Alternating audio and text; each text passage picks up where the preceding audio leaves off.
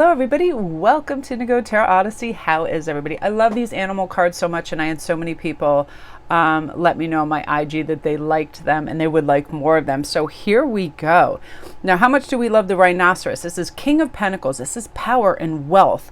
Well, let's drop the ruthless because we don't need this. But I feel like this is ruthless separation from people, places, and things that don't serve us or drive us in this direction and help us with this energy, because King of Pentacles is really grounded and solid. The power comes from knowing who you are and choosing faith over fear and peace over perfectionism, and inhaling peace and exhaling worry and being in love of your present state and who you are 100%. So the King of Pentacles takes a look at, surveys the land and says, what opportunities arise from this? What opportunities arise from this person, this day, this environment? What lesson can I learn? How can I truly connect with others in a heartfelt, beautiful, amazing way?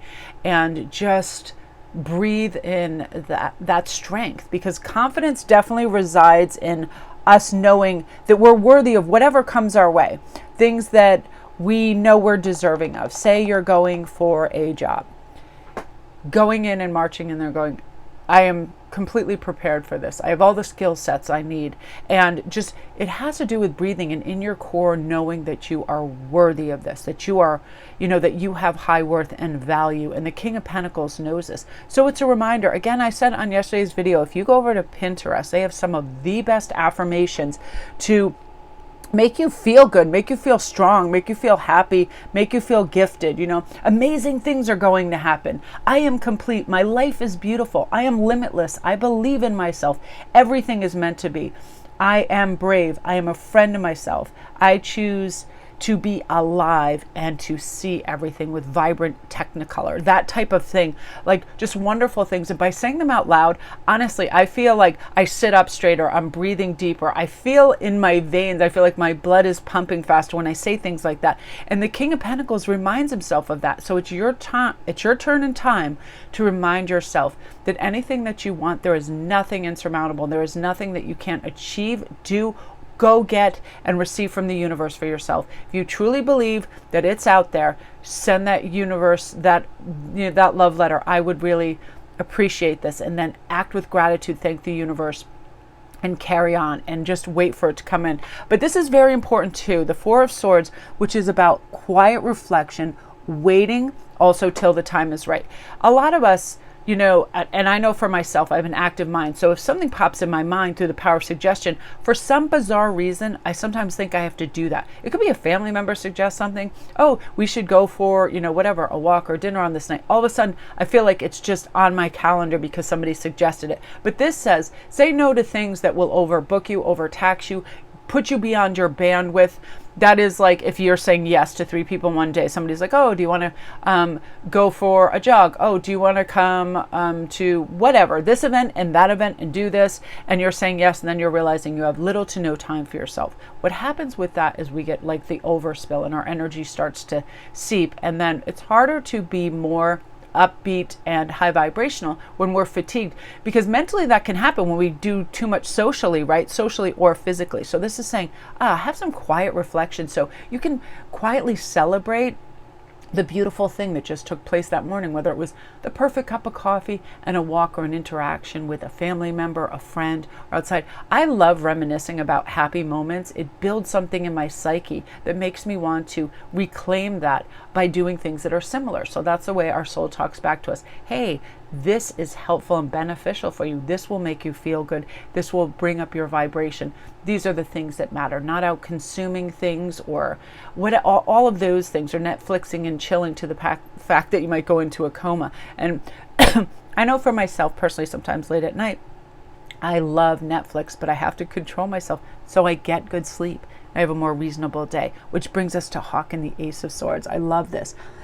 Conquest, clear vision, and discernment. So this is a time in your life, I feel like November and December is huge for this, where people just get conclusive evidence that something does or does not work for them. So they have a very discerning direction that they turn in, and they just kind of cut cut that faucet off of anything that is draining, overspending, spending time with people that just, there isn't reciprocity and balance in that.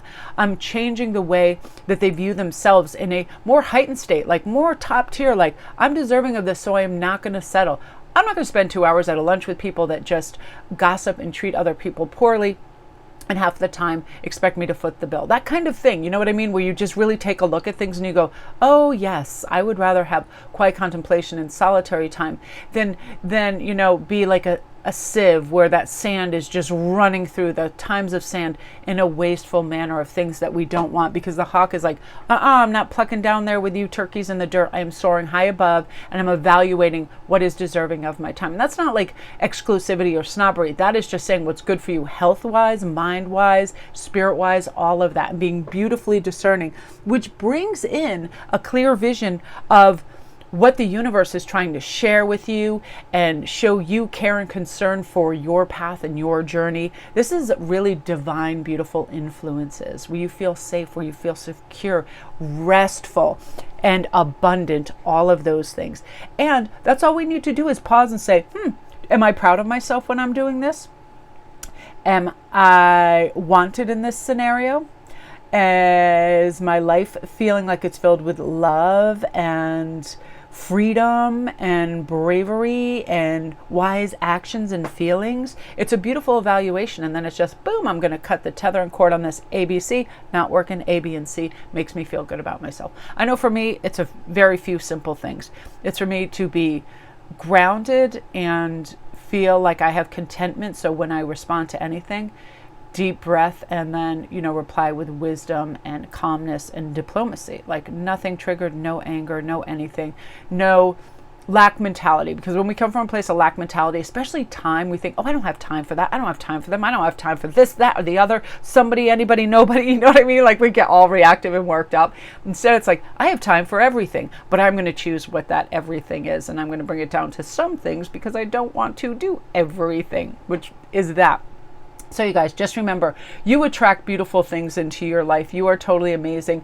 You can have art and poetry and be a beautiful friend to yourself. Nothing, absolutely nothing is impossible. And you are complete and enough as you are.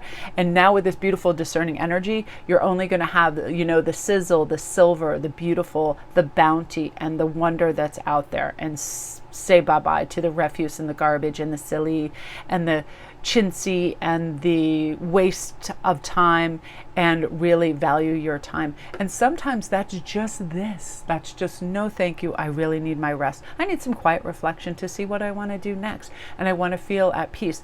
I know that's not a great feeling, blazing downtown through your car, drinking coffee, eating while you're in your car to get from point A to point B. Like I've seen people and explain their day, and I'm like horrendous. I wouldn't be able to deal. Like I had to drop the kids off school. I had to go here, there. I went to the bank. I went to the post office. I went to this, and it's almost like a badge of honor that they drove themselves recklessly crazy trying to like have this obstacle course of whatever angst and what. I'm like, I'm not a crammer. Oh no, siree. I'm like, I will waltz to the post office, and that will be my one outing in a government building for the day. I don't need to go to the DMV and all those things.